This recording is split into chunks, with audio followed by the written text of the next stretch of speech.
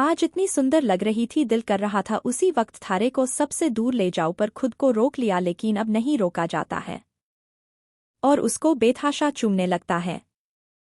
शताक्षी भी शिवांग का साथ देती है, दोनों एक दूसरे के प्यार में गुम हो जाते हैं।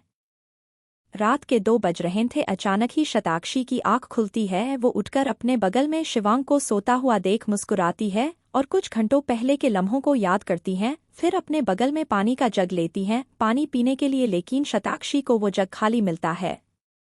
फिर वो पानी पीने के लिए नीचे चली जाती हैं किचन में। वो जैसे ही किचन में पहुंचती हैं, वो कुछ आवाज़ें सुनती है। वो उन आवाज़ों को सुनके किचन की खिड़की के पास देखती है, पर उसे वहां कोई नजर नहीं आता, अंधेरा भी काफी था।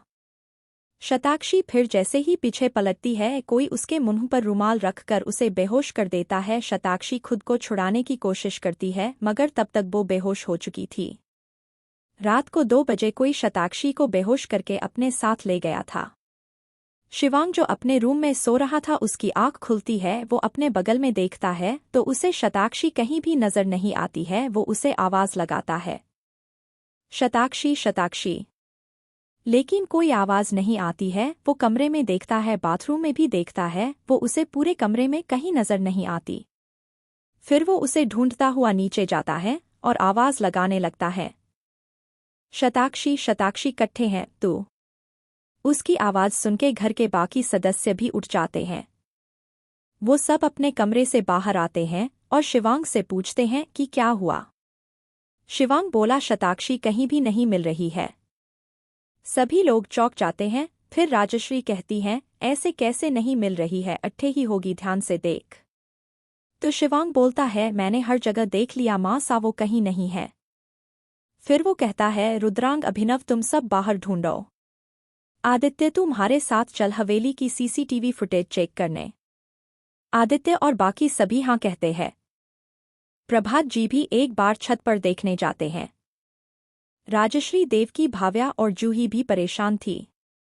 शिवांग और आदित्य जब थोड़ी देर पहले की फुटेज चेक करते हैं तो कोई आदमी काला कपड़ा पहने हुए किचन की खिड़की को अनलॉक करके वहां से अंदर आता है और शताक्षी को बेहोश करके ले जाता हुआ दिखता है। आदित्य ये सब देखकर शिवांग से पूछता है, भाई सा, ये सब भाभी सा के साथ किसने किया होगा। शिवांग बोला, मैं अच्छे से जानू सु ये हरकत किसकी है। वो गुस्से से अपनी मुष्ठिठी भींच लेता है। शिवांग बोला, शताक्षी कहीं भी नहीं मिल रही है। सभी लोग चौंक जाते हैं। फिर राजश्री कहती हैं, ऐसे कैसे नहीं मिल रही है, अट्ठे ही होगी, ध्यान से देख। तो शिवांग बोलता है, मैंने हर जगह देख लिया मां, सा वो कहीं नहीं है। फिर वो कहता है, रुद्रांग, अभिनव, तुम सब बाहर ढूंढो।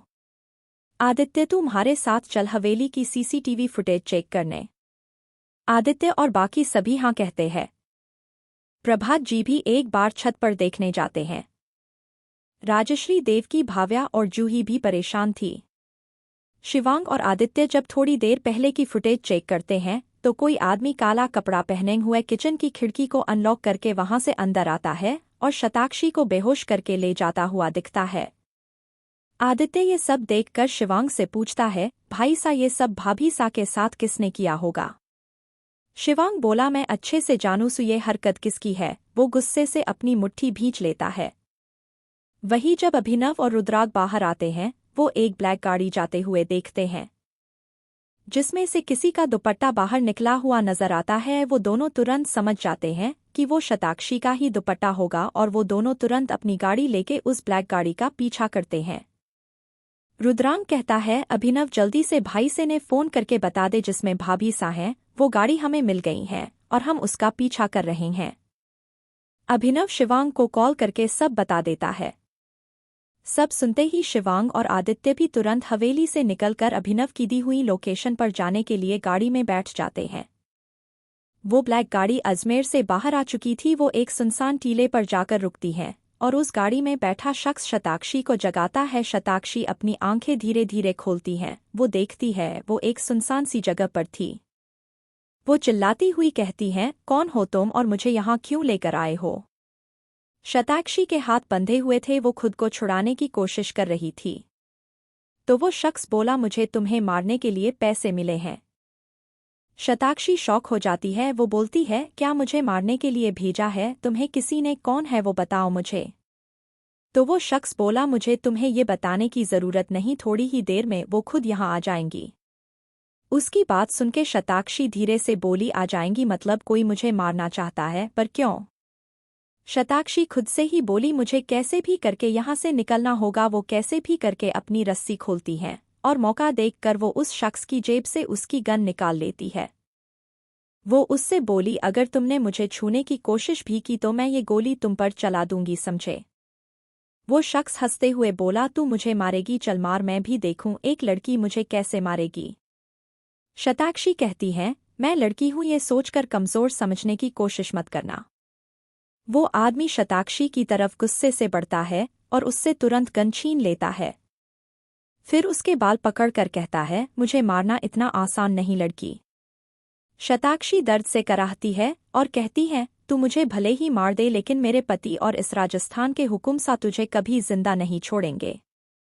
वो शख्स आगे कुछ बोलता कि एक गाड़ी वहां पर आती है।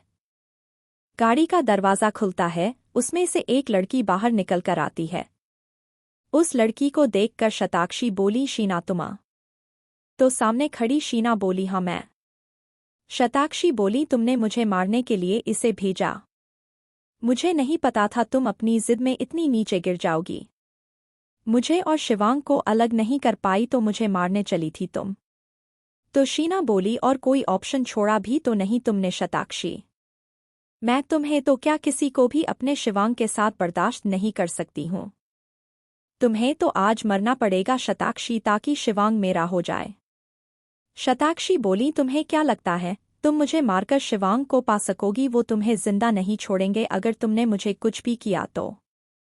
शीना ने कहा, वो मैं देख लूंगी, फिलहाल तुम सिर्फ अपने बारे में सोचो, तुम्हें तो आज मैं तड़पा तड़पा कर मारने वाली हूँ। और इतना बोल के वो जोर जोर से हंसने लगती हैं। वो बिल्कुल पागल लग रही थी, उसके सर पर सिर्फ शिवांग को पाने की जिद थी और जुनून सवार था शताक्षी को मारने का। वो अपने पास से एक खंजर निकालती है और शताक्षी के पास जाकर खड़ी हो जाती है। वो शख्स जिसे शीना ने बुलाया था वो भी पागलों की तरह हंसते हुए बस शताक्षी को डरते हुए देख रहा था। शीना शताक्षी पर वार करने ही वाली थी कि शताक्षी तुरंत उसके पैर पर जोर से मारती है। शीना जाकर जमीन पर गिरती है। सामने खड़ा आदमी गुस्से से भर जाता है। ये देखकर वो शताक्षी को मारता उससे पहले शताक्षी नीचे पड़ा खंजर उठा के उस पर वार कर देती है। उसका चेहरा कट चुका था, वो दर्द से तड़प रहा था। शीना उठ खड़ी होती है और शताक्षी को पकड़कर खंजर लेने की कोशिश करती है, मगर शताक्षी उसे जोर से धक्का दे देती है। शीना और शताक्षी एक दूसरे से छीना झपटी कर ही रहे थे कि गोली चलने की जोर से आवाज आती है। शीना शताक्षी जब देखते हैं तो वो आदमी बंदूक लिए खड़ा था। शीना भी डेविल स्माइल देती है। वो आदमी बोला, बहुत हो गया ये चूहे बिल्ली का खेल, लेकिन अब बस, अब तू नहीं बचेगी। और वो अपने हाथ में पकड़ी गन को शताक्षी पर पॉइंट करके चला देता है। गोली के चलने के साथ ही एक जोर से चीखने की आवाज आती है। वो आदमी बोला, बहुत हो गया ये चूहे बिल्ली का खेल, लेकिन अब बस, अब तू नहीं बचेगी। और वो अपने हाथ में पकड़ी गन को शताक्षी पर पॉइंट करके चला देता है। गोली के चलने के साथ ही एक जोर से चीखने की आवाज आती है। चीख के साथ ही किसी के जमीन पर गिरने की आवाज आती है। वो और कोई नहीं, शीना थी जिसे गोली लगी थी। जब वो आदमी गोली चलाने वाला था तभी पीछे से शिवांग ने आकर गन शीना की तरफ कर दी थी। कोई कुछ समझता उससे पहले ही गोली चल चुकी थी। शताक्षी ये देखकर घबरा गई थी। फिर उसने शिवांग को देखा और भागकर उसके पास जाके उसके गले से लग गई। शिवांग ने भी उसे अपनी बाहों में थाम लिया कसकर। वही वो आदमी शिवांग को देखकर डर के भागने ही वाला था कि सामने से रुद्रांग, अभिनव और आदित्य आते हैं। रुद्रांग उसके पैरों पर गोली चला देता है और वो वही गिर पड़ता है। थोड़ी देर बाद शिवांग शताक्षी को खुद से अलग करके कहता है, तू ठीक है ना? तो उसने हाँ में गर्दन हिला दी। फिर वो शीना की तरफ जाके देखता है। शीना को गोली जाके दिल पर लगी थी, इसलिए वो मर चुकी थी।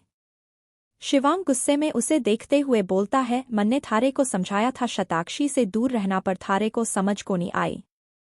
और वो फिर शताक्षी के पास वापस आता है और उसको अपने साथ लेके ही जा रहा था कि गोली की आवाज आती है। शिवांग शताक्षी को घबरा कर देखता है। शताक्षी की आंखों से आंसू निकल रहे थे। वो धीरे धीरे गिरने लगी कि तभी शिवांग उसे पकड़ लेता है। वो उसकी पीठ छूता है तो देखता है खून निकल रहा था। वो बहुत ज्यादा घबरा जाता है। वो शताक्षी को उठाता है मगर वो बेहोश हो चुकी थी।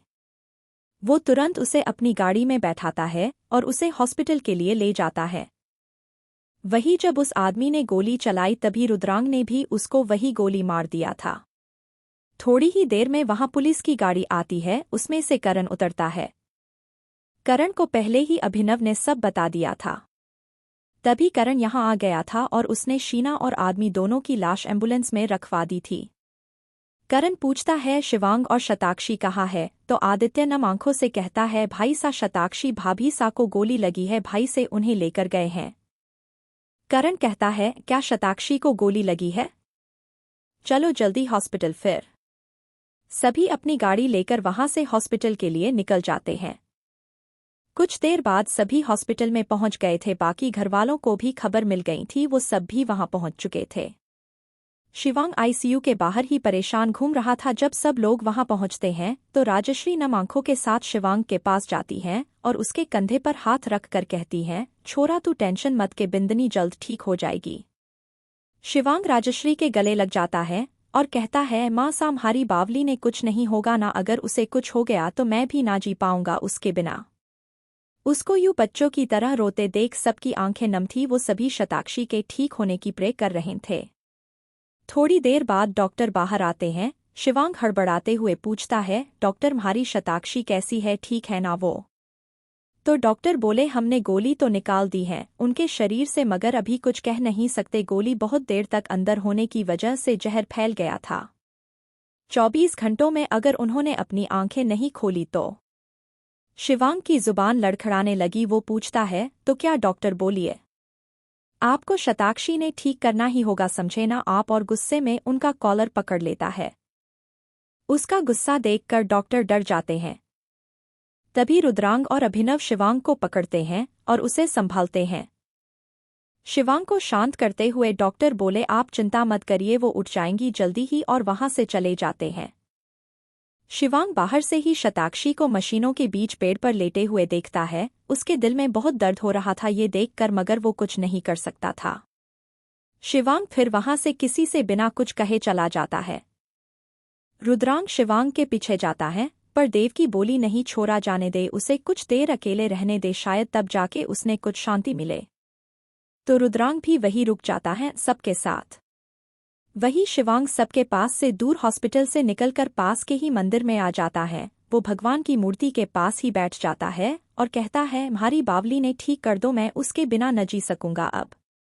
और 24 घंटे तक वही बैठा रहता है बिना कुछ खाए पिए। बाकी सब भी हॉस्पिटल में ही रुके हुए थे। 24 घंटे हो चुके थे, अभी तक किसी ने भी कुछ नहीं खाया था। सब बस शताक्षी के उठने का इंतजार कर रहे थे। थोड़ी ही देर बाद डॉक्टर शताक्षी को चेक करने अंदर जाते हैं तो सभी उठ जाते हैं और बाहर से ही देखने लगते हैं। 15 मिनट बाद डॉक्टर बाहर आते हैं। सभी के चेहरे पर चिंता थी कि कहीं शताक्षी को कुछ हुआ तो नहीं, पर तभी डॉक्टर बोले चिंता की कोई बात नहीं हुकुम रानी सा अब ठीक है, बस वो ज्यादा बोल नहीं सकती है, बहुत ज्यादा वीकनेस की वजह से।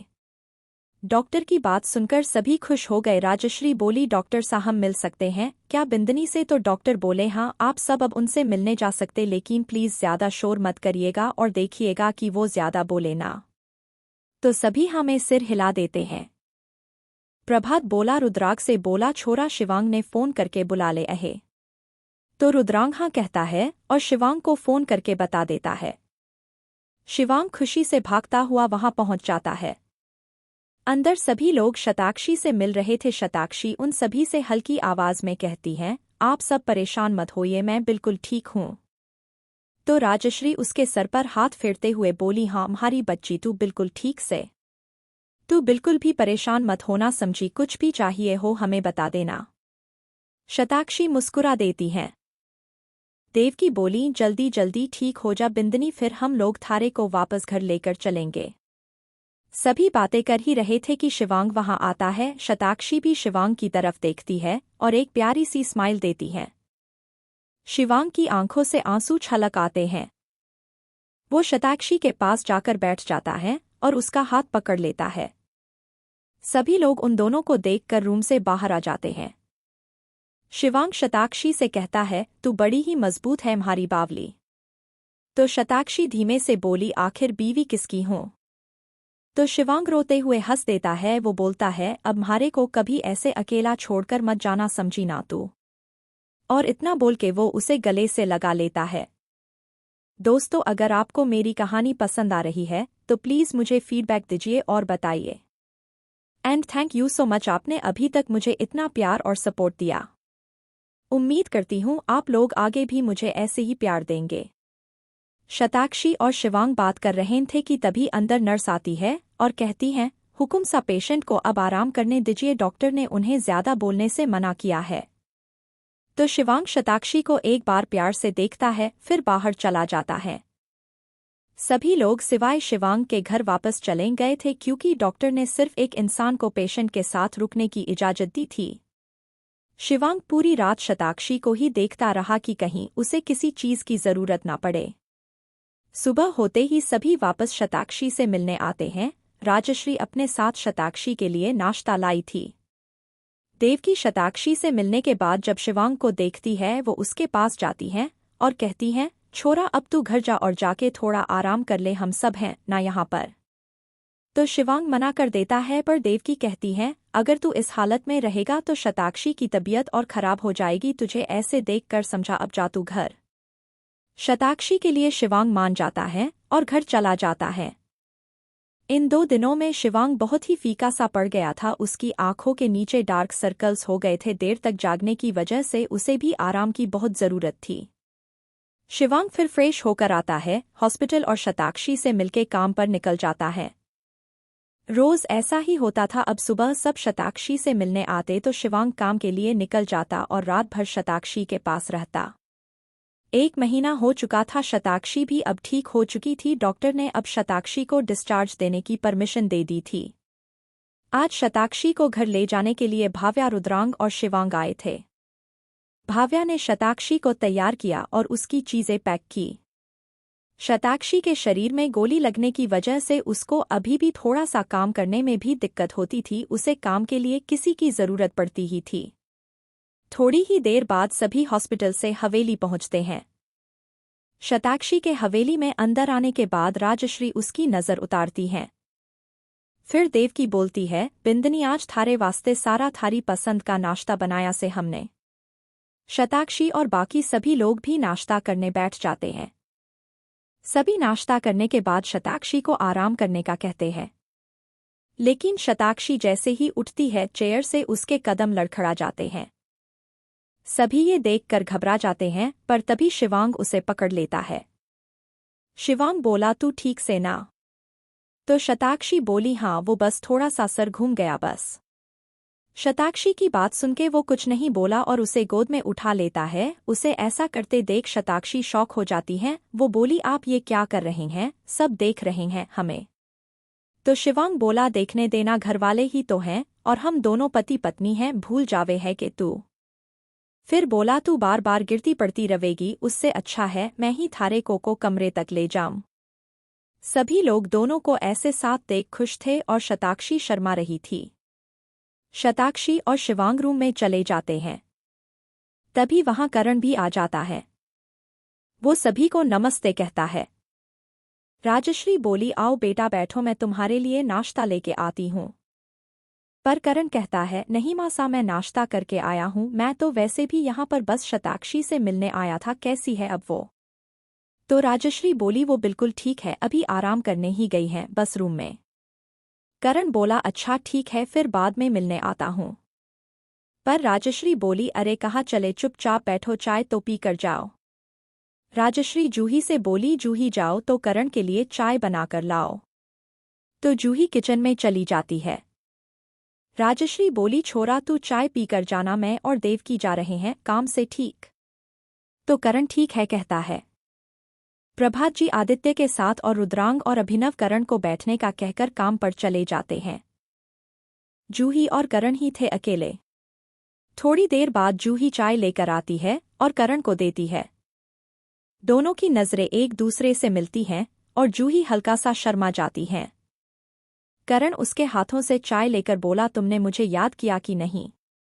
जूही बोली, आपके बिना एक एक पल काटना मुश्किल हो गया था मेरे लिए, पर आपको उससे क्या, आप रहिए अपने काम में बिजी। तो करण बोला, मैं क्या कर सकता हूँ, काम ही इतना होता, खुद के लिए वक्त नहीं मिलता, पर तुम कहो तो आज हम डेट पर चले। जूही बोली, मैं बड़ी माँ सा क्या कहूँगी? करण बोला, बता देना उन्हें मेरे साथ जा रही हो तो। जूही बोली, इतना आसान नहीं है, समझे आप? मैं तो डरती हूँ भाई सा को अगर हमारे बारे में पता चला तो वो गुस्सा ना करे। करण बोला, ऐसा कुछ नहीं होगा समझी, अब जरा प्यारी सी स्माइल तो दे दो जरा। तो जूही मुस्कुरा देती है। दोनों एक दूसरे को प्यार भरी नजरों से देख रहे थे। तभी वहां भाव्या आती है। वो खांसती है, उहूह उहू, जिसे सुनके दोनों चौंकते हुए उसकी तरफ देखते हैं। भाव्या बोली, अगर दोनों लैला मजनू ने एक दूसरे को निहार लिया हो तो क्या मैं मजनू की लैला को ले जा सकती हूँ? करण हंसता हुआ भाव्या के पास आता है, उसका कान खींचते हुए बोलता है, बहुत ज्यादा ही बदमाश नहीं हो गई हो? तो भाव्या बोली, अरे करण भाई सा छोड़िए ना, दर्द हो रहा है।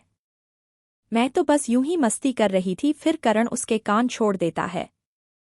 करण, भाव्या और जूही हॉल में थे और बातें कर रहे थे। जूही बोली, भाव्या की बच्ची तू यहाँ क्या कर रही है, काम नहीं है क्या तुझे? तो भाव्या बोली, हाँ हाँ भगा लो अब मुझे, करण भाई सा क्या आए, मुझे भूल ही गई। जूही बोली, ऐसा कुछ नहीं है, और शर्मा जाती है। भाव्या उसे छेड़ते हुए बोली, हाँ वो तो दिख रहा है चेहरे पे तुम्हारे। वैसे भाई सा आप लोग जब एक दूसरे को 3 साल से पसंद करते हो तो शिवांग भाई सा और बाकी घरवालों को बता क्यों नहीं देते? करण बोला, जब सही वक्त आएगा तब बता देंगे, अभी तो सब ठीक ही हुआ, शताक्षी भी अभी हॉस्पिटल से आई है, इसलिए अभी हमें इंतजार करना चाहिए। फिर आऊंगा ना घोड़ी पर चढ़कर तुम्हारी बहन को ले जाने। करण की बातें सुनकर जूही खुश थी और भाव्या भी। तभी करण कहता है, अच्छा मैं चलता हूँ, शाम को आऊंगा लेने। करण जूही की तरफ देखकर बोलता है। जूही के गाल लाल हो गए थे करण के जाने के बाद। भाव्या पूछती है, करण भाई सा कहाँ ले जाने के लिए आएंगे? तो वो कुछ नहीं बोली। भाव्या बोली, समझ गई, डेट पर जाने के लिए है ना? तो उसके सर पर टपली मारते हुए बोली, हट बेशरम। और वो अपने रूम की तरफ चली जाती है। तो भाव्या मुंह बनाते हुए बोली, अब इसमें कौन सी मैंने बेशर्मी दिखा दी? और वो भी उसके पीछे पीछे चल देती है। वहीं शिवांग के कमरे में शताक्षी को शिवांग बिस्तर पर लेटा देता है। तो शताक्षी कहती है, अरे ये क्या कर रहे हैं आप, मुझे सोना नहीं है। तो शिवांग बोला, चुपचाप लेटी रह तू, उछल कूद ना कर, पता चले फिर चक्कर खा के गिर जावे कहीं। तो शताक्षी मुंह बना के बोली, जब से हॉस्पिटल से आई हूँ मेरे मन का तो कुछ करने ही नहीं दिया है, मुझे बस अपनी ही चलाए जा रहे हैं, खड़ूस कहीं के। उसे यूं बच्चों की तरह नाराज होते देख शिवांग मुस्कुराते हुए बोला, सच में बावली से तू इतनी बड़ी हो गई है मगर बच्चों की तरह नाराज होवे है। तो शताक्षी बोली, मैं आपसे गुस्सा हूँ, और हाँ बच्ची नहीं हूँ मैं। और गुस्से से मुंह फुलाकर दूसरी तरफ मुंह करके लेट जाती है। उसे ऐसे करता देख वो भी उसके बगल में आकर लेट जाता है और उसे कसकर पकड़ लेता है। फिर बोलता है, कितने दिन हो गए थारे को ऐसे प्यार किए हुए? शताक्षी बोली, छोड़िए मुझे आपसे कोई बात नहीं करनी और न ही प्यार। शिवांग बोला, इतना गुस्सा? अच्छा चल बता के करना से थारे को हम वही करेंगे। तो शताक्षी झट से उसकी तरफ मुड़ते हुए कहती हैं, सच्ची में आप वही करोगे जो मैं करने को कहूंगी? तो शिवांग बोला, हाँ बोल अब के करना है थारे को? शताक्षी बोली, मुझे मूवी देखनी है और बर्गर भी खाना है।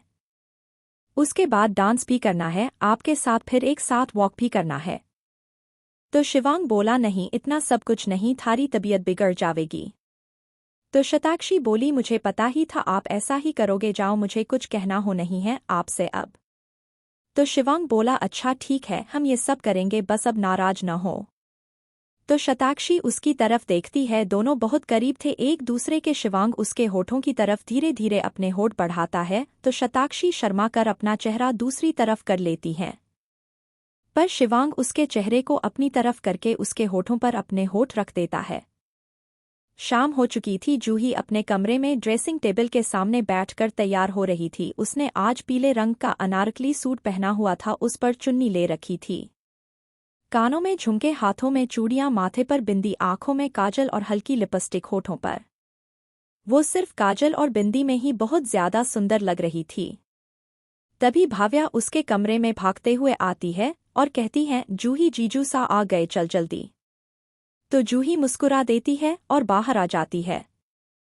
वो लोग हॉल में पहुंचती ही है कि राजश्री उन्हें कहीं जाते हुए देख रोक देती है और पूछती है, छोरियों कहाँ जा रही हो तुम दोनों, वो भी इस टाइम। तो भाव्या बोली, वो माँ सा हमें ना हमारे कॉलेज के लिए बुक्स लेनी थी, वो दुकान इसी टाइम खुलती है, आपको तो पता है ना, परसों से हमारे कॉलेज खुल रहे हैं। भाव्या को इतनी सफाई से झूठ बोलता देख जूही शॉक हो जाती है और उसको देखने लगती है, तो भाव्या उसे आंख मार देती है और जूही का मुंह खुला का खुला रह जाता है। भाव्या की बातें सुन राजश्री भी यकीन कर लेती है। वो बोली, ठीक से, मगर तुम दोनों अकेली न जाओगी, किसी ने अपने साथ लेकर जाओगी, समझी? तो भाव्या बोली, जी माँ सा हम श्याम और रवि को ले जाएंगे अपने साथ। श्याम और रवि राठौर परिवार के बहुत पुराने बॉडीगार्ड थे। तो राजश्री बोली, ठीक से, जल्दी आना, अब जाओ। तो भाव्या और जूही सिर हिला देती है और जल्दी से घर से बाहर आ जाती है। भाव्या और जूही के बाहर आते ही जूही भाव्या से बोली, शैतान कहीं की, झूठ बोलने में तो तू कितनी तेज है, किसी दिन इसी चक्कर में पिटेगी तू बड़ी माँ से। तो भाव्या बोली, मेरे झूठ की वजह से ही आप जा पा रही है करण भाई सा के साथ डेट पर, समझी? अब जल्दी जा, भाई सा इंतजार कर रहे हैं तेरा कब से। और सामने देखती है हवेली की गेट के बाहर करण अपनी गाड़ी लेकर खड़ा था। जूही फिर भाव्या को बाय बोल के चली जाती है। उसके जाने के बाद भाव्या खुद से ही बोली, ये लोग का तो मामला सेट हो गया, अब श्याम और रवि को देखना है, चल भाई भाव्या लग जा काम पर। और वो भी चली जाती है। भाव्या के जाने के बाद जूही भी करण के पास पहुंच चुकी थी। करण अपने फोन पे कुछ कर रहा था, तभी जूही गाड़ी के शीशे पर नॉक करती है, जिसे सुनके वो गाड़ी का शीशा नीचे करता है और उसकी तरफ देखता है और बस जूही को देखता ही रह जाता है। जूही को देखते देखते करण 2 मिनट ऐसे ही निकाल दिए थे। जूही बोली, करण जी दरवाज़ा भी खोलिए, ऐसे ही देखते रहने का इरादा है क्या अब? तो करण होश में आता है। वो बोला, अरे हाँ, फिर बाहर निकलकर उसके लिए दरवाज़ा खोलता है और फिर दोनों निकल जाते हैं अपनी डेट पर।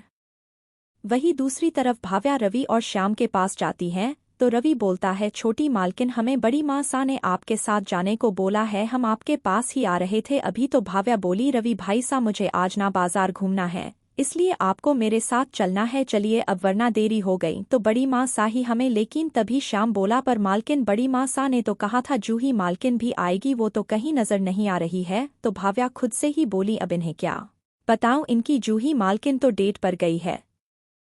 उसे खुद में ही बड़बड़ाता देख श्याम बोला, क्या हुआ मालकिन, क्या सोच रही है आप? तो भाव्या झट से बोली, कुछ नहीं श्याम भैया, वो बड़ी माँ सा ने ना गलती से बोल दिया होगा कि जूही भी जा रही है, वो नहीं जाएगी, अब चलिए वरना देरी हो जाएगी। और वो दोनों के साथ जल्दी गाड़ी में बैठकर निकल जाती है। वही जूही और करण गाड़ी में बैठे होते हैं और करण गाड़ी चला रहा था। उसे देखते हुए जूही बोली, करण जी हम कहाँ जा रहे हैं? तो करण बोला, बस थोड़ी दूर और। फिर वो एक जगह पहुंचकर गाड़ी रोक देता है और जूही से कहता है, जब तक मैं न कहूं बाहर मत आना, ओके? तो जूही सरहा में हिला देती है। फिर करण उसकी तरफ का दरवाज़ा खोलकर उसकी आंखें बंद कर देता है। जूही करण से असमंजस में पूछती है, करण जी ये क्या कर रहे हैं आप, आपने मेरी आंखें क्यों बंद की? तो करण बोला, सरप्राइज है। जूही भी एक्साइटेड हो गई थी अब करण का सरप्राइज देखने के लिए। करण थोड़ा आगे पहुंचकर रुकता है और जूही से कहता है, धीरे धीरे आंखें खोलना, ओके? फिर वो अपने हाथ उसकी आंखों पर से हटा देता है। जूही जब अपनी आंखें खोलकर देखती है वो चौंक जाती है। सामने का नज़ारा बहुत ही खूबसूरत था। टेंट बना हुआ था, लाइट्स से सजा हुआ था और टेबल भी लगी हुई थी जिसमें खाने पीने की चीज़ें रखी हुई थी। और आसपास कोई भी नहीं था, सिर्फ वो दोनों थे। वो यह सब देखकर इतना खुश होती है कि करण को जोर से गले लगा लेती है। करण भी उसे अपनी बाहों में भर के कहता है, तो कैसा लगा मेरा सरप्राइज मेरी चूहिया को? तो जूही चिढ़ते हुए और नकली गुस्सा दिखाते हुए बोली, अब तो चूहिया मत बुलाइए, बड़ी हो गई ही अब मैं। तो करण बोला, मेरे लिए तो मेरी वही छोटी सी चूहिया ही रहोगी न? और हंसते हुए उसे सीने से लगा लेता है। जूही और करण फिर साथ में जाके टेंट में बैठ जाते हैं और फिर करण एक केक उसके सामने लाता है। जो कि जूही का फेवरेट केक था। फिर वो उसे कट करती है और दोनों उसे एक दूसरे को खिलाते हैं। फिर करण बोला डांस हो जाए और वो उसका हाथ पकड़कर उठाता है और उसकी कमर पर हाथ रखता है। जूही उसके कंधे पे हाथ रखती है और वो दोनों डांस करने लगते हैं। तू नज़्म नज़्म सा मेरे होठों पे ठहर जा, मैं ख्वाब ख्वाब सा तेरी आंखों में जागू रे, तू इश्क इश्क सा मेरे रूह में आके बस जा, जिस ओर तेरी शहनाई उस ओर मैं भागू रे, हाथ थाम ले पिया, करते हैं वादा अब से तू आरज़ू, तू ही है इरादा मेरा नाम ले पिया, मैं तेरी रुबाई तेरे ही तो पीछे पीछे बरसात आई, तू इत्र इत्र सा मेरे सांसों में बिखर जा, मैं फ़कीर तेरे कुर्बत का, तुझसे तू मांगू रे, तू इश्क इश्क सा मेरे रूह में आके बस जा, जिस ओर तेरी शहनाई उस ओर मैं भागू रे, मेरे दिल के लिफाफे में तेरा है जानिया तेरा खत है, जानिया नाचीज ने कैसी पाली किस्मत ये, जानिया वे हो, मेरे दिल के लिफाफे में तेरा खत है, जानिया तेरा खत है, जानिया नाचीज ने कैसी पाली जन्नत ये, जानिया वे तू नज़्म नज़्म सा मेरे होठों पे ठहर जा, तू नज़्म नज़्म सा मेरे होठों पे ठहर जा, मैं ख्वाब ख्वाब सा तेरी आंखों में जागू रे, तू इश्क इश्क सा मेरे रूह में आके बस जा, जिस ओर तेरी शहनाई उस ओर मैं भागू रे। दोनों डेट एंजॉय कर रहे थे। वहीं भाव्या रवि और श्याम के साथ पूरा बाजार घूम चुकी थी और थक भी चुकी थी। वो खुद से बोली ये जूही भी ना अभी तक कॉल नहीं किया, उसने रात होने वाली है, थोड़ी ही देर में बड़ी माँ सा को अगर पता चला जूही मेरे साथ नहीं है तो घर में तो तूफान ही आ जाएगा। फिर वो अपने जेब से फ़ोन निकालती हैं और जूही को कॉल करती हैं। जूही करण की बाहों में लेटी हुई उससे बातें कर रही थी, तभी उसे भाव्या का कॉल आता है। वो उठकर बैठ जाती है और कॉल उठाती है। सामने से भाव्या कहती है जूही मैडम अगर आपकी डेट खत्म हो गई हो तो जल्दी आ जाइए वरना बड़ी माँ सा का ही कॉल आएगा अब। तो जूही फटाफट कहती हैं हम आ रहे हैं थोड़ी देर में बस। करण उसे हड़बड़ाया हुआ देखकर पूछता है क्या हुआ जूही किसका कॉल था। वो बोली भाव्या का, हमें घर चलना चाहिए बहुत देर हो गई है। तो करण बोला अच्छा ठीक है मैं छोड़ देता हूँ तुम्हें। करण जूही को घर छोड़ने के लिए अपने साथ ले जाता है। वहीं दूसरी तरफ सभी एक साथ नीचे बैठे हुए थे हॉल में। शिवांग भी शताक्षी के साथ नीचे आ गया था। राजश्री बोलती हैं ये जूही और भाव्या दोनों छोरियां इकट्ठे रह गई हैं, रात होने को आई। तो रुद्रांग बोला भाव्या और जूही अकेले कहाँ गई हैं मासा। तो राजश्री बोली अरे छोरियों ने किताबें लेनी थी अपनी और वो दुकान इसी टाइम खुले से इसलिए मैंने भी रोका कोनी पर ये लोग वही जाके बस गई से। रुद्रांग बोला पर माँ सा आपने उन्हें अकेले कैसे जाने दिया, आपको पता है न कुछ दिन पहले ही भाभी सा पर हमला हुआ था, उन्हें कुछ हो गया तो। लेकिन राजश्री बोली अरे छोरा रवि और श्याम गए हैं, आते ही होंगे वो सब। वही घर के बाहर भाव्या कब की आ चुकी थी और जूही का ही इंतजार कर रही थी, तभी वहां करण आ जाता है और गाड़ी रोकता है। गाड़ी से जूही और करण दोनों उतरते हैं। फिर भाव्या जूही से कहती हैं आज तो मरवा ही देती तुम, मुझे पता है ना जरा सा भी लेट होता है तो बड़ी माँ सा कितना गुस्सा करेंगी। जूही बोली अब यही हमें सुनाती रहोगी या अंदर भी चलोगी। दोनों अंदर जाने ही लगती हैं कि भाव्या करण के पास वापस आकर कहती हैं करण भाई सा जूही का हाथ मांगने आ जाइए, हम रोज रोज यूं आप दोनों को मिलवाने के लिए नहीं आ सकते। और अंदर चली जाती है। करण भी मुस्कुराते हुए जूही को जाता हुआ देखता है और अपने घर के लिए निकल जाता है। अंदर पहुंचते ही दोनों देखती हैं कि सभी एक साथ बैठे हुए थे। वो दोनों काफी डर जाती है। उन दोनों को आता हुआ देखकर आदित्य देख लेता है। वो कहता है लो आ गई दोनों, और सभी उन दोनों को घूरने लगते हैं। प्रभात जी अपनी सख्त आवाज में बोलते हैं कहाँ थी अब तक तुम दोनों, पता भी हैं समय क्या हो रहा है अभी। उनकी इतनी तेज आवाज से दोनों सहम सी जाती हैं। जूही भाव्या का हाथ हिलाकर उसे बोलने का इशारा करती है पर भाव्या फुसफुसाती है डेट पर जाओ तुम, घूमो तुम और सबको जवाब दे हमारे प्यार किया तो डरना क्या, बोल दो जो सच है। जूही उसे लाचार नजरों से देखने लगती है कि तभी शिवांग की भी ठंडी मगर कड़क आवाज आती है कुछ बोलोगी भी तुम दोनों या यूं ही बुत बने खड़ी रहोगी। भाव्या शिवांग को देखते हुए कांपती हुई आवाज में बोली वो शिवांग भाई सा हम। वो बोलने की कोशिश कर ही रही थी कि तभी आदित्य हंसने लगता है। उसके हंसते ही सभी लोग भी हंसने लगते हैं और आदित्य कहता है दोनों बुद्ध हो बिल्कुल, हम सब तो बस मजाक कर रहे थे। आदित्य के ये कहते ही भाव्या और जूही की सांस में सांस आती है। फिर राजश्री कहती हैं आ जाओ यहाँ आकर बैठो, हमें सबसे कुछ बात करनी है।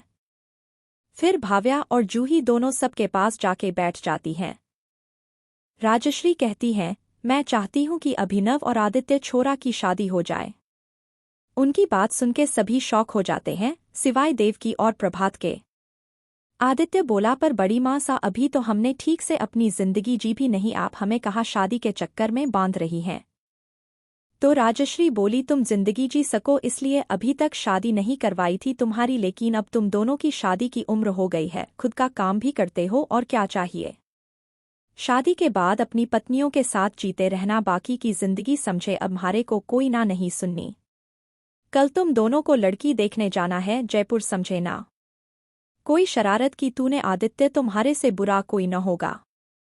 आदित्य का तो मुंह ही बन जाता है, पर अभिनव बस चुपचाप राजश्री की बातें सुन रहा था। उसे देख कर लग रहा था उसे इन सब बातों से कोई दिक्कत नहीं थी। फिर सभी खाना खाते हैं और सोने चले जाते हैं। वहीं जयपुर में एक बड़े से बंगले के अंदर आवाजें आ रही थी, नहीं मुझे नहीं शादी करनी, मैं किसी से नहीं मिलने वाली और न ही मेरी दीदी मिलेंगी। ये सुन के एक औरत की भारी सी और बूढ़ी सी आवाज सुनाई देती है, तुम्हें शादी करनी पड़ेगी, समझिए हमारा आखिरी फैसला है। और इतना कहते ही वो जोर जोर से खांसने लगती है। उन्हें ऐसे देख एक लड़की तुरंत उनके पास जाती है और उन्हें संभालते हुए कहती है, दादी सा आप क्यों इतना परेशान कर रही है, खुद को आप जैसा कहेंगी वैसा ही होगा, हम दोनों शादी के लिए तैयार, लेकिन आप अपनी तबीयत न खराब करें प्लीज। वो लड़की और कोई नहीं, श्रेया राजपूत थी, धनंजय राजपूत की बड़ी बेटी।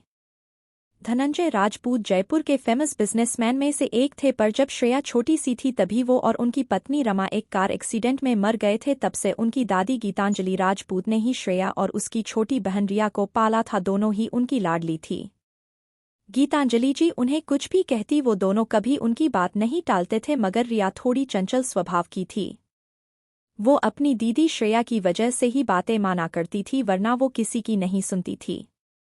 कुछ टाइम पहले ही गीतांजलि जी की हेल्थ रिपोर्ट में ये आया कि उनकी तबीयत बहुत ज्यादा खराब है और उनके पास ज्यादा वक्त नहीं है, इसलिए वो चाहती थी कि उनकी दोनों पोतियों की शादी उनके रहते हो जाए।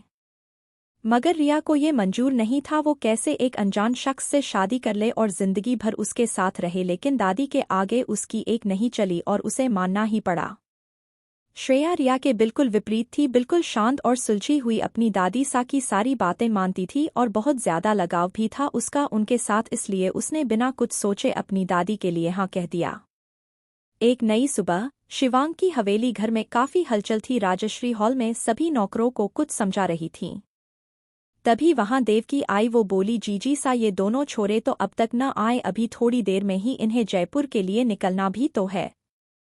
तो राजश्री बोली, हाँ मैं भाव्या ने भेजती हूँ। राजश्री भाव्या की तरफ देखती है, जो वही राजश्री के साथ कामों में मदद करवा रही थी। राजश्री बोली, भाव्या छोरी जल्दी जा और अपने भाइयों ने बुलाकर ले आ, देरी हो रही है। उनकी बात सुनके भाव्या बोली, जी बड़ी माँ सा मैं अभी बुलाकर लाती हूँ, और भाग कर जाती है आदित्य और अभिनव के कमरे में। वो जब आदित्य के कमरे के दरवाजे पर पहुंचती है तो कुछ सुनती है। आदित्य बोल रहा था, अभिनव भाई सा आप कुछ करिए न, मुझे अभी शादी नहीं करनी। क्या हम दोनों भाग जाए क्या यहाँ से, या उस लड़की को ही धमका दे कि खुद ही शादी से मना कर दे, मस्त आइडिया है ना। उसकी इन खुराफाती आइडियाज को सुनकर अभिनव उसके सर पर तपली मार कर कहता है, चुप कर और जल्दी तैयार होकर चल, नीचे माँ सा और बड़ी माँ सा हमारा इंतजार कर रहे होंगे। और आदित्य का मुंह बन जाता है अभिनव की बातें सुनकर। कमरे के बाहर खड़ी भाव्या हंसती है और खुद से कहती है, आदित्य भाई साहब ही न पता नहीं कहाँ से ये सब तरीके सोचते हैं, और फिर दरवाज़ा खोलकर अंदर जाती है। वो आदित्य के पास जाकर उसके कंधे पर हाथ रख कर कहती है, और भाई सा कैसा लग रहा है आपको, आज आप लड़की को देखने जा रहे हैं। ओ सॉरी, लड़की नहीं हमारी होने वाली भाभी सा। उसकी बातें सुनकर आदित्य चिढ़ते हुए अपने कंधे से उसका हाथ हटाता है और बोलता, तुझे बड़ा मजा आ रहा है ना बंदरिया कहीं की, रुक तुझे तो अभी बताता हूँ। वो उसका पकड़ता उससे पहले ही वो अभिनव के पीछे जाके छुप जाती है और अभिनव से कहती है, देखिए न अभिनव भाई सा, आदित्य भाई सा कैसे मुझे घूर रहे हैं। तो अभिनव आदित्य से बोला, बहुत हो गया उछल कूद, अब चल नीचे। तो भाव्या बोली, हाँ मैं भी इसलिए ही आई थी, बड़ी माँ सा ने आप दोनों को बुलाने के लिए भेजा था, पर आदित्य भाई सा ने मुझे अपनी बातों में लगा दिया और ये कहकर वो भाग गई। उसकी बात सुनके आदित्य भी उसके पीछे भागते हुए बोला, मैंने तुझे बातों में लगाया, रुक अभी बताता हूँ तुझे। दोनों ऐसे ही भागते हुए हॉल में आ जाते हैं और पीछे पीछे अभिनव भी। आदित्य और भाव्या को यूं बच्चों की तरह भागता देखकर राजश्री थोड़ा गुस्से से कहती हैं, ये देखो इन्हें इतने बड़े हो गए हैं पर अभी भी बच्चों वालों हरकतें। उन्हें ऐसे भागता देख एक दूसरे के पीछे हॉल में खड़े सभी लोग हंस रहे थे, शताक्षी जूही देव की। फिर राजश्री बोली, बस करो बहुत हुआ, शांत हो जाओ। और आदित्य, थारे को देरी नहीं हो रही है, चल अब। आदित्य सर झुकाकर हाँ कहता है और तिरछी निगाह से भाव्या को आकर बताता हूँ का इशारा करता है। भाव्या भी उसे चिढ़ा रही थी, जिसे देखकर जूही हंसते हुए कहती हैं, बस भी कर अब। फिर शताक्षी अभिनव के पास जाती हैं और कहती हैं, अच्छे से मिलके आना लड़की को, क्या पता आपको आपका प्यार मिल जाए। उसकी बातें सुनकर अभिनव मुस्कुरा देता है और शताक्षी भी। उन दोनों को देखकर आदित्य कहता है, ये सही है भाभी सा, आपको तो बस अभिनव भाई सा ही नजर आए, मैं नहीं। तो शताक्षी हंसते हुए बोली, जी आप भी नजर आए मुझे, अब आपको क्या बोलूं, आप तो शादी करना चाहते नहीं, बस वहां जाकर कुछ गड़बड़ मत करना। तो आदित्य खुद से ही बुदबुदाया, गड़बड़ नहीं भाभी सा, ऐसा कुछ करूंगा कि ये रिश्ता हो ही न, और एक तिरछी मुस्कान देता है। तभी राजश्री बोली, अब तुम दोनों चलोगे भी या यूं ही खड़े रहोगे। फिर वो दोनों राजश्री देवकी और प्रभात जी के साथ चले जाते हैं। रुद्रांग और शिवांग अपने किसी काम से बाहर गए हुए थे, तो अब सिर्फ भाव्या, शताक्षी और जूही ही बचे थे। शताक्षी बोली, मैं ऊपर जा रही हूँ, मुझे थोड़ा काम है हॉस्पिटल का। ठीक है। तो जूही बोली, जी भाभी सा आप कर लीजिए अपना काम। फिर जूही भाव्या से बोली, चल भाव्या हम भी अपना कॉलेज का काम कर ले। तो भाव्या बोली, कॉलेज का कौन सा काम। तो जूही बोली, किस दुनिया में खोई रहती हो मैडम, असाइनमेंट मिला है आज, हमें देखा नहीं तूने। तो भाव्या चौंकते हुए बोली, क्या असाइनमेंट, कौन सा और कब मिला, मुझे क्यों नहीं पता चला। तो उसके सिर पर चपत लगाते हुए जूही बोली, आपको उछल कूद से फुर्सत मिले तो पता चले ना, अब चलो कमरे में। भाव्या एक गहरी सांस लेकर छोड़ते हुए बोली, एक दिन हुआ नहीं फिर से कॉलेज खुले हुए इन लोगों ने काम देना स्टार्ट कर दिया, नन्ही सी जान क्या क्या करेगी। तो उसकी बातों पर हंसते हुए जूही बोली, आप और नन्ही सी जान। फिर दोनों कमरे में चले जाते हैं। वहीं दूसरी तरफ सभी लोग कुछ घंटों बाद जयपुर पहुंच गए थे, गीतांजलि जी की हवेली में। उनकी गाड़ी आती देख हवेली के गार्ड ने तुरंत दरवाजा खोल दिया और वो सब अंदर चले गए। सभी लोग हवेली के अंदर गए तो गीतांजलि जी वहीं हॉल में खड़ी थी और मुस्कुराते हुए बोली, आइए राजश्री जी। सभी उनके पास जाते हैं, राजश्री देवकी और प्रभात उन्हें नमस्ते करते हैं और अभिनव आदित्य उनके पैर छूते हैं। गीतांजलि बहुत खुश होती हैं उनके ऐसे संस्कार देखकर। फिर गीतांजलि जी बोलिए, आप सब बैठिए ना, और एक नौकर को आवाज लगाकर कहती हैं, राजू राजू। तो सभी नौकर अपने हाथों में सभी के लिए नाश्ते की प्लेट लेकर आ रहे थे, वो प्लेट टेबल पर रख कर वापस चले जाते हैं। फिर गीतांजलि जी बोलती हैं, आप सब खाइए ना। तो राजश्री बोली, नहीं नहीं गीतांजलि जी, हम ये सब तो बाद में भी खाते रहेंगे, अभी आप लड़कियों को बुलाइए। तो गीतांजलि अपनी सर्वेंट को श्रेया और रिया को लाने को कहती हैं। वही अजमेर में शिवांग की हवेली में शताक्षी अपने कमरे में काम कर रही थी। अंधेरा हो चुका था, शताक्षी को काम करते करते पता ही नहीं चला कब शाम हो गई। वो अपने रूम से बाहर निकलती है तो देखती है गैलरी में अंधेरा था। वो बोली, कमला काकी ने लाइट्स क्यों नहीं जलाई, कहाँ गई वो, और जूही भाव्या भी नहीं दिख रही हैं। फिर वो अपने कमरे से होते हुए सीढ़ी के पास जाने ही वाली थी कि किसी के मजबूत हाथ उसके हाथों को पकड़ लेते हैं और वो घबरा जाती हैं। राठौर हवेली, अजमेर। शताक्षी अपने कमरे के बाहर खड़ी थी। वो जैसे ही सीढ़ियों के पास जाने के लिए कदम बढ़ाती है, कोई उसका हाथ झटके से पकड़ लेता है। वो ऐसे किसी के हाथ पकड़ने से काफी घबरा जाती है और घबराहट में चिल्लाने ही वाली थी कि वो शख्स अपना दूसरा हाथ उसके मुंह पर रख देता है।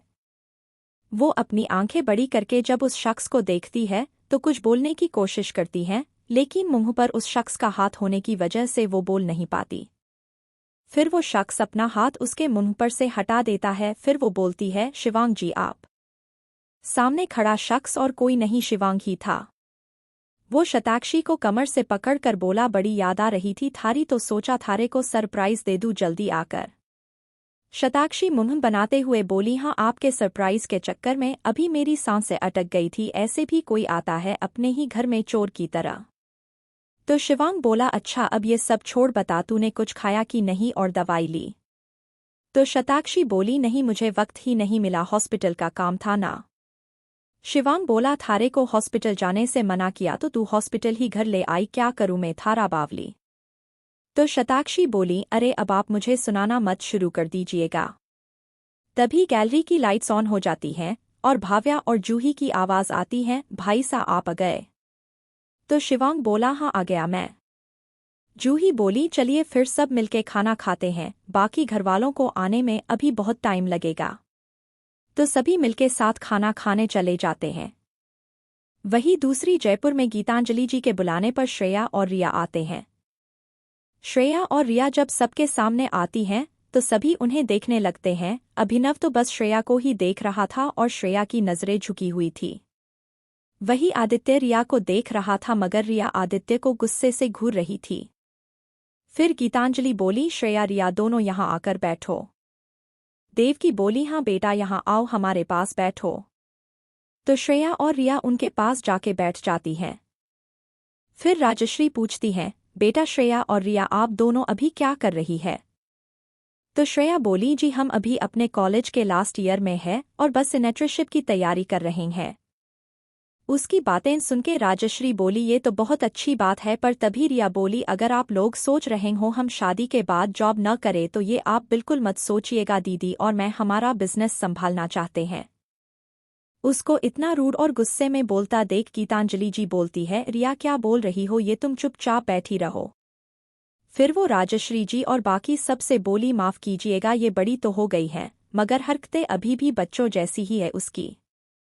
राजश्री जी बोली, अरे कोई बात नहीं गीतांजलि जी, आप माफी मत मांगिए, और रही बात दोनों बेटियों के काम करने की, हमें उससे बिल्कुल भी दिक्कत नहीं है। हमारी बड़ी बिंदनी भी एक डॉक्टर है और वो भी अपना काम कर रही है, हम तुम्हें नहीं रोकेंगे बेटा काम करने से। ये बोलते हुए वो रिया की तरफ देखती हैं।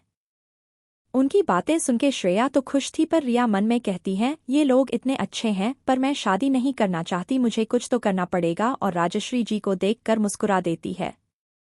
फिर प्रभात जी कहते हैं, हम सब बड़े तो बातें करते रहेंगे, बच्चों को भी करने देते हैं बात अकेले में। तो गीतांजलि जी बोली, अरे हाँ हाँ क्यों नहीं श्रेया, रिया जाओ बेटा, आदित्य और अभिनव को घर दिखाओ जाओ। तो श्रेया हाँ कहती हैं और चारों साथ में वहां से चले जाते हैं। रिया आदित्य के साथ छत पर चली जाती है और श्रेया अभिनव के साथ पीछे बने बगीचे में। श्रेया अभिनव से बोली, आप क्या करते हैं? अभी तो वो बोला, मेरी और आदित्य की खुद की कंपनी है, वो ही चलाते हैं बस। फिर अभिनव बोला, क्या आपका जिंदगी में कोई है जिसे आप पसंद करती हैं? तो वो बोली, नहीं अभी तक तो नहीं था, लेकिन शायद अब है, और उसकी आंखों में देखने लगती हैं। अभिनव भी उसे प्यार भरी नजरों से देखने लगता है। वहीं छत पर आदित्य और रिया एक दूसरे के सामने खड़े थे। आदित्य कुछ बोलता रिया से उससे पहले ही रिया बोली, देखो मुझे शादी वादी में कोई इंटरेस्ट नहीं है, मैंने मिलने के लिए भी बस अपनी दीदी और दादी के कहने पर हाँ किया था। अगर तुमने शादी के लिए हाँ की तो मुझसे बुरा कोई नहीं होगा। उसकी ये धमकी सुनकर आदित्य बोला, बाप रे, मैं तो डर ही गया तुम्हारी धमकी सुनकर, और हंसने लगा। उसकी हंसी सुनके रिया को बहुत गुस्सा आया। वो बोली, तुम हंस क्यों रहे हो? आदित्य बोला, मैं भी शादी करने के लिए मरा नहीं जा रहा, बस अपने घरवालों के कहने पर हाँ किया, लेकिन अब मैं शादी करना चाहता हूँ, और वो भी तुमसे। उसकी ये बात सुनके रिया शॉक हो जाती है और बोलती है, जब तुम्हें शादी नहीं करनी तो फिर अब क्यों? तो वो बोला, तुम जैसी लड़की मुझे कहीं और नहीं मिलेगी न, इसलिए, और उसके पास आ जाता है। रिया घबरा जाती है। वो कहती है, ये क्या कर रहे हो तुम, मेरे पास क्यों आ रहे हो? तो आदित्य कुछ नहीं कहता है और उसके पास आकर उसे कमर से पकड़ लेता है। ये देखकर रिया की आंखें डर से बंद हो जाती हैं। तभी आदित्य उसको देखता है और हंसकर उसे छोड़ देता है। रिया उसकी ये हरकत देखकर बहुत चिढ़ जाती है। फिर वो बोला, अब चलो नीचे, सब वेट कर रहे होंगे हमारा। आदित्य नीचे चला जाता है और रिया भी उसके पीछे पीछे चली जाती है गुस्से में। वो लोग नीचे पहुंचते हैं तो सामने ही उन दोनों को श्रेया और अभिनव मिल जाते हैं। फिर वो सब बाकी लोगों के पास जाते हैं। सभी उन चारों को ही देख रहे थे उनका जवाब सुनने के लिए। तो अभिनव बोला, बड़ी माँ सा मुझे ये रिश्ता मंजूर है। तभी श्रेया भी कहती हैं, और मुझे भी। उन दोनों के हाँ करते ही सभी बहुत खुश हो जाते हैं। फिर सभी रिया और आदित्य को देखते हैं तो रिया कुछ बोलने ही वाली थी कि आदित्य बोला, हम दोनों को भी ये रिश्ता मंजूर है। जयपुर में श्रेया, रिया, आदित्य और अभिनव की शादी के लिए हाँ सुनके सभी बहुत खुश थे। सभी ने एक दूसरे का मुंह मीठा करवाया। फिर गीतांजलि जी बोली, अब बच्चों ने हाँ कर ही दी है तो सगाई और शादी की तारीख भी जल्दी पक्की कर लेते हैं। पता नहीं मैं कब तक जिंदा रहूं और अपनी दोनों पोतियों को विदा होते देख पाऊं। और उनकी आंखें नम हो गई थी। उनकी ऐसी बातें सुनके श्रेया और रिया उनके पास जाती हैं और उनका हाथ थाम लेती है। फिर श्रेया भी नम आंखों से कहती है, दादी आप हमें छोड़कर कहीं नहीं जा रहे हो, समझी ना आप। तो उसकी बात पर राजश्री बोली, जी गीतांजलि जी, अभी तो आपको अपनी दोनों पोतियों के बच्चों को बड़े होते हुए देखना है, ऐसी बातें मत करिए आप। उन सबका इतना प्यार देख गीतांजलि जी खुशी से फूले नहीं समा रही थी। फिर देवकी बोली, अब हम सब ने पंडित जी से बात कर लेनी चाहिए, जीजी सा, और मुहूर्त देख लेना चाहिए सगाई का। तो गीतांजलि जी बोली, जी सही कहा आपने देवकी जी, पंडित जी को मैं अभी फोन करती हूँ। फिर वो पंडित जी को फोन करके हवेली में बुला लेती हैं। थोड़ी देर इंतजार करने के बाद पंडित जी आ जाते हैं। गीतांजलि जी उन्हें देखकर बोली, आइए आइए पंडित जी, हम सब आपका ही इंतजार कर रहे थे बस। पंडित जी को देखकर श्रेया, अभिनव और रिया, आदित्य एक साथ पैर छूकर आशीर्वाद लेते हैं। पंडित जी कहते हैं, आयुष्मान भव, सदा खुश रहो। फिर पंडित जी को बैठने का कहके गीतांजलि जी उनके लिए नाश्ता मंगवाती है। फिर प्रभात जी चारों बच्चों की कुंडली देते हुए कहते हैं, ये लीजिए पंडित जी, और जल्दी ही सबको एक अच्छी और शुभ तिथि देखकर बताइए। फिर पंडित जी पहले श्रेया और अभिनव की कुंडली देखते हैं और फिर आदित्य और रिया की कुंडलियां देखते हुए वो बहुत गंभीर थे और अपनी उंगलियों पर तिथियां गिन रहे थे। फिर वो बोले, देखिए आप लोगों को चारों बच्चों की सगाई और शादी एक ही तिथि पर करनी होगी, इससे उनकी शादी मंगलमय होगी और कोई दुविधा नहीं आएगी। तो सगाई की तिथि है आज से ठीक 2 दिन बाद और शादी का मुहूर्त 1 महीने बाद का है और 1 साल बाद का।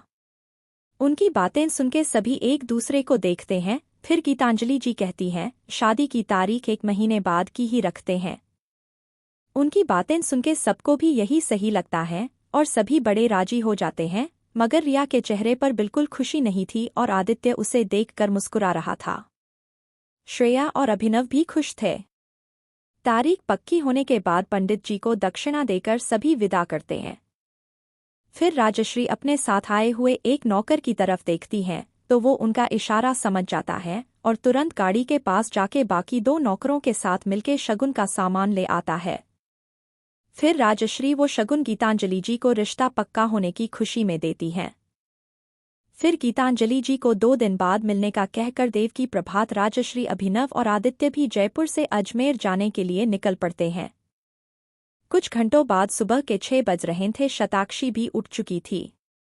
वो तैयार हो रही थी कि तभी पीछे से शिवांग आकर उसे पकड़ लेता है। शताक्षी कहती हैं, ये क्या कर रहे हैं आप शिवांग जी, छोड़िए ना मुझे। सुबह सुबह ही शुरू हो गए आप तो। शिवांग बोला, अब के करूँ, हारी बावली है ही, इतनी सुंदर छोड़ने का मन ही ना करे से। फिर शताक्षी कुछ कहती उससे पहले ही किसी के दरवाज़ा खटखटाने की आवाज़ आती है। शिवांग का मुंह बन जाता है और शताक्षी हंसते हुए कहती हैं, चलिए अब छोड़िए, मुझे देखने दीजिए कौन है। फिर वो जाके दरवाज़ा खोलती हैं तो देखती हैं भाव्या खड़ी थी। वो बोली, भाभी सा, सभी जयपुर से वापस आ गए हैं, आप लोग भी नीचे आ जाइए। सबके वापस आने की खबर सुनके शताक्षी और शिवांग भी नीचे आ जाते हैं। शताक्षी राजश्री के पास जाके बाली, माँ सा, काकी सा, काका सा, कैसा रहा वहाँ सब। तो पहले तो सब चुप रहे। फिर राजश्री खुश होते हुए बोली, तैयारियां शुरू कर दो, अभिनव और आदित्य छोरा का रिश्ता तय हो गया से। सगाई की तारीख 2 दिन बाद की से और शादी अगले महीने। उनकी बात सुनके वहां खड़े भाव्या, जूही, रुद्रांग, शताक्षी और शिवांग खुश हो गए। रुद्रांग अभिनव और आदित्य के गले लगकर बोला, मुबारक हो मेरे प्यारे भाइयों, जल्द ही तुम्हारी आज़ादी छिनने वाली है, और हंसने लगता है। उसकी हंसी देखकर आदित्य चिढ़ जाता है और बाकी सब भी हंसने लगते हैं। फिर शताक्षी भी दोनों को जाके कंग्रेचुलेशन बोलती हैं। फिर शिवांग कहता है शादी के चक्कर में काम मत भूल जाना, समझे तुम दोनों। तो दोनों सिर हाँ में हिला देते, पर शताक्षी बोली कम से कम अभी तो इन्हें बख्श दीजिए। और आदित्य भोली सी सूरत बनाकर बोला हाँ भाई सा, अब तो हमारी शादी होने वाली है, अभी तो हमें छुट्टी मिलनी चाहिए है ना भाभी सा। तो शताक्षी बोली बिल्कुल देवर जी, आप टेंशन मत लीजिए, आपको छुट्टी मिलेगी। और दोनों एक दूसरे को ताली देते हैं। ये सब करते हुए अभिनव और शिवांग उन दोनों को देख रहे थे और शिवांग बोला पता नहीं कहाँ से ये दो बच्चे हमारे घर में आ गए से। फिर दोनों भी मुस्कुरा देते हैं। तभी राजश्री बोली अब तुम सब यूं ही बातें करते रहोगे या कुछ काम भी करोगे, और हाँ करण छोरा को भी बुला लेना। उनकी बात सुनके जूही शर्मा जाती है और भाव्या उसे देखकर छेड़ते हुए कहती है सही है करण भाई सा, अब यही रहेंगे, रोज रोज मिलने के लिए बाहर नहीं जाना पड़ेगा। और हंसने लगती हैं तो जूही बोलती पागल कहीं की, चुप। तभी राजश्री देवकी से बोली चल देवकी हम थोड़ा आराम कर लें, हमारा तो शरीर दर्द कर रहा है इतना सफर तय करके। फिर हम दोनों को सगाई की तैयारी भी तो करनी से। फिर वो दोनों और प्रभात जी आराम करने चले जाते हैं। सभी बहुत खुश थे, इतने दिनों बाद घर में इतनी चहल पहल थी। घर के सभी मर्द बाहर के काम देख रहे थे और घर की सभी औरतें घर के काम देख रही थी मिलके। करण भी आ चुका था घर में और वो भी सभी का हाथ बटा रहा था काम में। वही अजमेर से दूर एक छोटे से खंडहर हो चुके बंगले के अंदर एक आदमी सिगरेट के कश ले रहा था। वो खुद से बोला शिवांग सिंह राठौर, मैं तुझे बर्बाद करके रख दूंगा, तेरे घर की इज्जत ऐसे उछलेगी अब कि तुम जिंदगी भर नहीं भूल पाओगे कभी। और जोर जोर से हंसने लगता है। उसकी हंसी में शिवांग के लिए नफरत और उसे बर्बाद करके रख देने का जुनून सवार था। राठौर हवेली में आज सुबह बहुत ही हलचल हो रही थी। सभी घरवाले अभिनव और आदित्य की सगाई की तैयारियों में लगे हुए थे। वही शिवांग के रूम में शताक्षी तैयार हो रही थी और शिवांग बाथरूम में नहा रहा था कि तभी शताक्षी के फोन पर एक कॉल आता है। वो फोन देखती है तो कॉल किसी और का नहीं शामवीर जी का था। शताक्षी उनका कॉल देखकर खुश थी, वो तुरंत फोन उठा लेती हैं। सामने से आवाज आती है हेलो शताक्षी बेटा। शताक्षी बोली बाबा कैसे हैं आप। तो शामवीर जी जवाब देते हैं मैं ठीक हूँ बेटा, बस तुम्हारी याद आ रही थी बहुत। शताक्षी बोली मुझे भी बाबा आपकी बहुत याद आती है। फिर वो कुछ सोचकर बोली बाबा आप और राशि यहीं पर क्यों नहीं आ जाते, मुझे भी अच्छा लगता और आप बाकी घरवालों से भी मिल लेते। तो शामवीर जी हिचकिचाते हुए बोले बेटा मैं कैसे तुम्हारे ससुराल रहने आ सकता हूँ, कितना अजीब लगेगा। तो शताक्षी बाबा कुछ अजीब नहीं लगेगा, कल मेरे दोनों देवर की सगाई है और अगले महीने ही शादी भी। आप दोनों आएंगे तो मां सा शिवांग जी और बाकी सभी को खुशी होगी।